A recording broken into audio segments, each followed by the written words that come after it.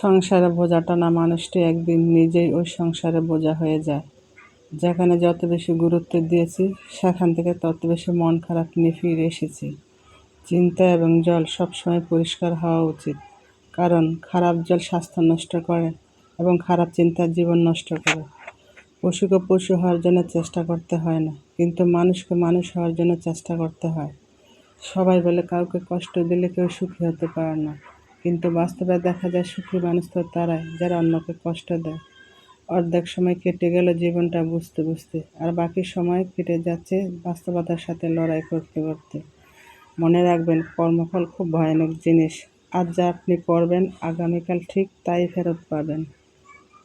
সুপ্রিয় দর্শক, আসসালামু আলাইকুম। আপনারা সবাই কেমন আছেন? নিশ্চয় ভালো আছেন। আলহামদুলিল্লাহ, আমরা পরিবারের সবাই বেশ ভালো আছি। তাই প্রতিদিনের মতো চলে আসলাম আপনাদের মাঝে আরেকটা নতুন ভিডিও নিয়ে। কেমন আছেন আমার সমস্ত আপুরা? নিশ্চয়ই ভালো আছেন, যে যেখানে আছেন সুস্থ আছেন, নিরাপদে আছেন। আর আমি আজকে কি কি কাজ করলাম এই ভিডিওর মাঝে তুলে ধরলাম। ভিডিওটি স্কিপ না করে সবাই দেখতে থাকুন। আর আজকে আমি ভিডিওটি শুরু করলাম হলো সকালে নাস্তা শেষ করে। আর আমি এই তো ড্রেসিং টেবিলটাকে আজকে পরিষ্কার করে নিচ্ছি। কতদিন হয় ড্রেসিং টেবিলটা পরিষ্কার করি না, তাই ড্রেসিং টেবিলটাকে খুললে ভিতরের জায়গাগুলোকে জুলজাল পরিষ্কার করে নিয়েছি, কারণ কয়েকদিন পর পর পরিষ্কার না করলে এগুলো অনেক ময়লা হয়ে যায়। আবার এটার ভিতরে কোনো কিছু কসমেটিক রাখা যায় না, তা কয়েকদিন পর পর এগুলো পরিষ্কার করতে হয়। তাই আমি ড্রেসিং টেবিলটাকে পরিষ্কার করে নিয়েছি। আর এখন আমার যা কসমেটিক ছিল, মেয়ের যা কসমেটিক ভ্যান ছিল, এগুলাকে এখন আমি গুছিয়ে নিয়ে এটার ভিতরে এখন সুন্দর করে সাজিয়ে নিব।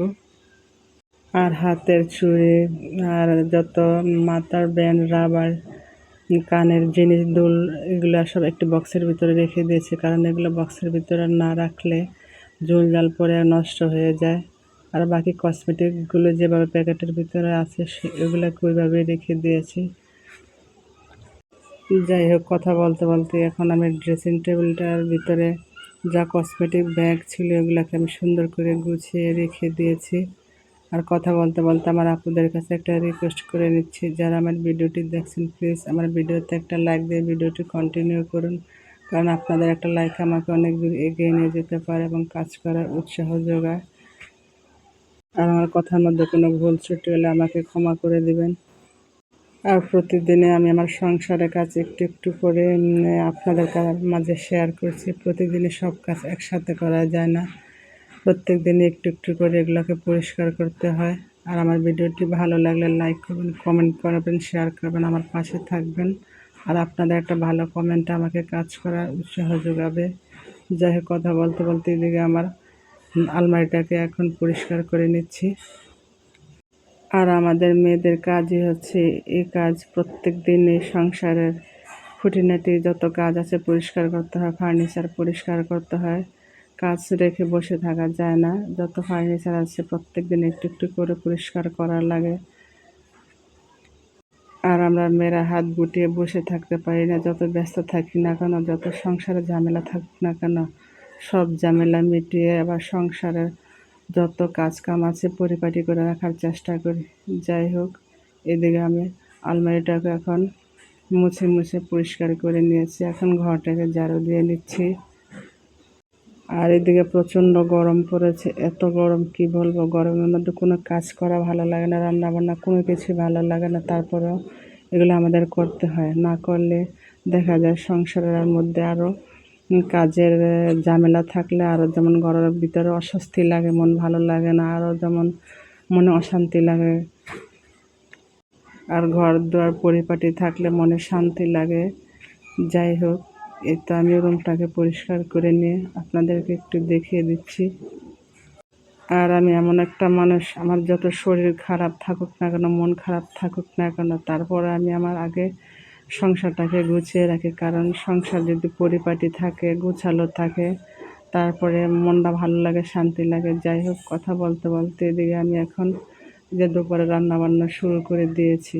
আজকে আমি হলো ভেন্ডি দিয়ে, আলু দিয়ে, মাছ দিয়ে রান্না করব। আর ওদিকে আমি লতি দিয়ে, শুটকি দিয়ে রান্না করে নিতেছি। আর মনের মধ্যে যত অশান্তি থাকুক না কেন, আমার মনের মধ্যে যত কষ্টই থাকুক না কেন, তার মধ্যে আমি বেশি করে কাজ করতে থাকি, কারণ কাজ ছাড়া বসে থাকলে মনের ভিতরে আর অশান্তি লাগে। আর কাজ করলে একটু মনের অশান্তি দূর হয়, অলসতা দূর হয়। তাই যাই হোক, কথা বলতে বলতে এদিকে আমার তো দুপুরে রান্নাবান্না করে নিয়েছি। আর ভেন্ডি দিয়ে মাছ দিয়ে রান্না করেছি, কারণ আমার ছোট ছেলে ভেন্ডি দিয়ে মাছ দিয়ে রান্না করলে খেতে খুব পছন্দ করে, কারণ ভেন্ডি একটু পিছল পিছল লাগে বা তাড়াতাড়ি গিলতে পারে। যাই হোক, এদিকে আমি আমসত্ত্ব বানানোর জন্য কয়েকটা আম আমি কেটে ছুলে ধুয়ে নিয়ে এখন সিদ্ধ করতে বসিয়ে দিয়েছি।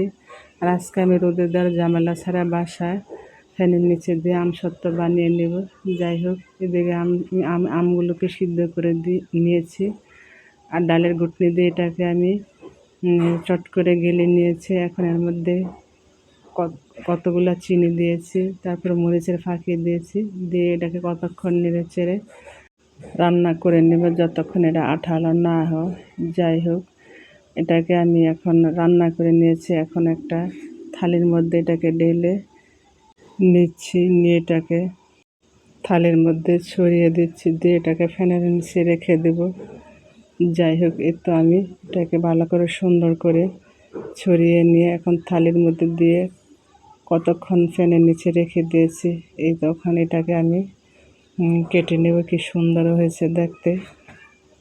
আর এভাবে ঘরে আমসত্ত্ব নিজে বানিয়ে নিলে বাচ্চারাও খেতে পারে, নিজেও খেতে পারে, একটা স্বাস্থ্যকর জিনিস। আর বাইরে বানালে এটা কত রকম ধুলাবালির মধ্যে বানায় বা কি অস্বাস্থ্যকর পরিবেশে বানায় কে জানে। যাই হোক, এখন আমের সিজন, সবাই এরকম করে বাসায় বানিয়ে রোদে দেওয়ার ঝামেলা ছাড়াই বানাতে পারবেন। আমিও বাসায় বানিয়ে নিয়েছি, বেশ সুন্দর হয়েছে, খেতে অনেক মজা হয়েছে। এই তো আমার ছেলে এখন কাটার সময় নিয়েছে, আর তো খুব মজা করে খাচ্ছে।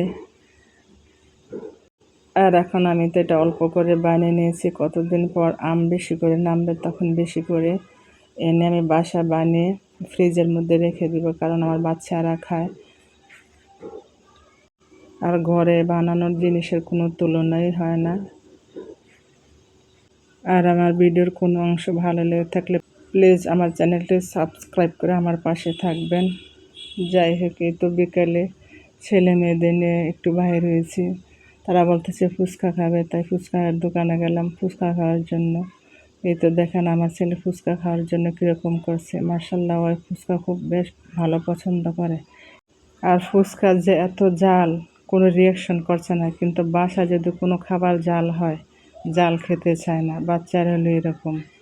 যাই হোক, ফুচকা খাওয়া হয়ে গেছে, এখন ফুচকা খেয়ে বাসা আসার সময় একটু হাঁটাহাঁটি করে নিচ্ছি। আর আমার ছেলেদের নিয়ে বাইরে নিয়ে হাঁটা কোনো মজাই পাওয়া যায় না।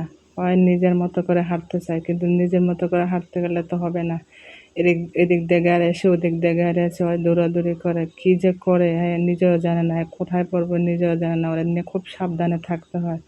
বাসায় যেরকম ওর সাথে আমি যুদ্ধ করে বাইর হলে তার চেয়ে বেশি, তাই বেশি একটা ওরা নিয়ে বাইর হতে চাই না, কারণ খুব বিরক্ত করে। বাইরে হওয়ার পরে যদি হয় মন মতন চলে, হাত ধরে যদি হাঁটে সুন্দর করে, তাহলে হাঁটতে ভালো লাগে। হ্যাঁ, চাই নিজের মতো করে হাঁটতে। ওর রাস্তায় ইট পায়, পাথর পায়, যেটা পায় হাতে নেয়, উড়াউড়ি করে, মানুষের ওপর ইটা মারতে চায়। যাই হোক, কী করার আছে। কথা বলতে বলতে আমি ভিডিওটি শেষ পর্যায়ে চলে এসেছি। অসংখ্য ধন্যবাদ সবাইকে। আল্লাহ হাফেজ, আসসালামু আলাইকুম।